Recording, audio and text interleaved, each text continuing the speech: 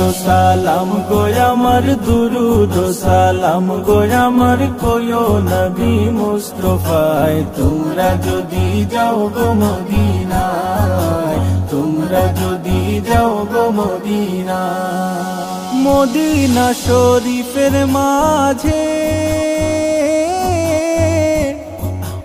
বেহেশতেরও বাগান আছে ও সেই বাগানে শুয়ে আছেন সেই বাগানে শুয়ে আছেন প্যারা নবী মুস্তাফায় তোমরা যদি যাও গো মদিনায়